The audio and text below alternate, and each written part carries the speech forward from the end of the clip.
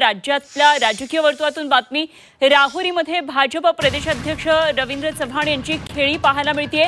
माजी आमदार प्राजक्त तनपुरेंच्या कार्यालयामध्ये बंद दारात चर्चा झाली आहे आणि खात्रीलायक सूत्रांकडून माहिती कळते। रवींद्र चव्हाण आणि मंत्री राधाकृष्ण विखे पाटील यांची तनपुरेंसोबत चर्चा झालेली आहे। तेव्हा प्राजक्त तनपुरे आता बंडखोरी करणार का याकडे लक्ष असणार आहे। संपूर्ण राज्याचं लक्ष वेधून घेणारी ही महत्त्वाची राजकीय बातमी सध्या आपल्यापर्यंत पोहोचली आहे आणि माजी आमदार प्राजक्त तनपुरे यांच्या कार्यालयामध्ये एक मोठी चर्चा आता झाली आहे। बंद दारात जरी ही चर्चा झालेली असली तरी राज्याच्या राजकारणामध्ये एक मोठी खळबळ उडेल अशी बातमी पुढच्या काळामध्ये येण्याची शक्यता आहे।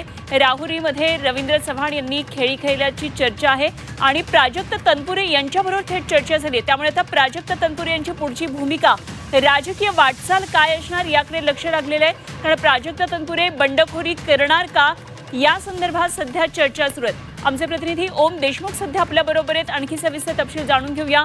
ओम, सध्या एक मोठी घडामोड घडतेय, प्राजक्त तनपुरे बंडखोरी करणार का याकडे लक्ष लागलंय। कारण रवींद्र चव्हाण यांची आता एक चर्चा झाली आहे त्यांच्याबरोबर बंद दारात असं कळतंय। काय नेमकं चर्चेमागचं कारण असावं? अगदी बरोबर आहे। खरं तर राहुरी पोटनिवडणूक हा अतिशय चर्चेचा विषय बनलेला आहे।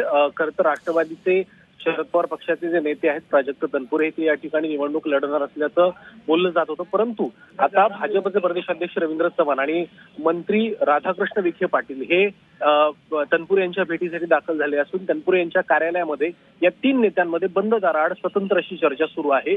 त्यामुळे तनपुरेंच्या उमेदवारीच्या संदर्भात नेमका काय निर्णय होणार याकडे आता सर्वांचंच लक्ष लागलेलं आहे। भाजपच्या प्रदेशाध्यक्षांनी थेट तनपुरेंच्या कार्यालयात दाखल होऊन अशा प्रकारची बैठक घेणं, त्यामुळे अनेक अर्थांनी या निवडणुकीच्या संदर्भात पुढे काय होणार याबद्दल स्पष्टता यायला हळूहळू सुरुवात झाली आहे। त्यामुळे काही मिनिटांमध्ये प्राजक्त तनपुरेंच्या भूमिकेसंदर्भात अधिकृत अशी घोषणा होण्याची शक्यता आहे।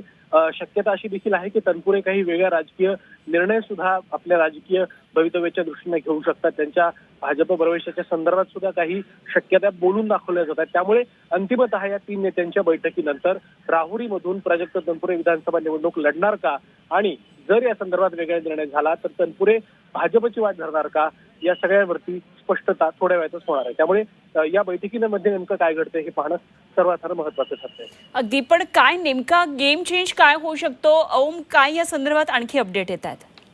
शक्यता अशी देखील आहे की प्राजक्त तनपुरेंना वगळता इतर दुसऱ्या कुठल्या उमेदवाराला शरद पवार गटाकडनं जर उमेदवारी दिली गेली तर तनपुरे मात्र या ठिकाणी निवडणूक लढवण्याचा निर्णय घेऊ शकतात। अर्थात या निवडणुकीमध्ये शरद पवार गटाचा उमेदवार विरुद्ध अपक्ष म्हणून प्राजक्त तनपुरे यांची जर लढत झाली तर भाजपच्या उमेदवाराचा त्या ठिकाणी फायदा होऊ शकतो। त्यामुळे या पद्धतीची गणितांची आखणी करून खऱ्या अर्थानं ही सगळी चर्चा सुरू असल्याचं तरी बोललं जाते।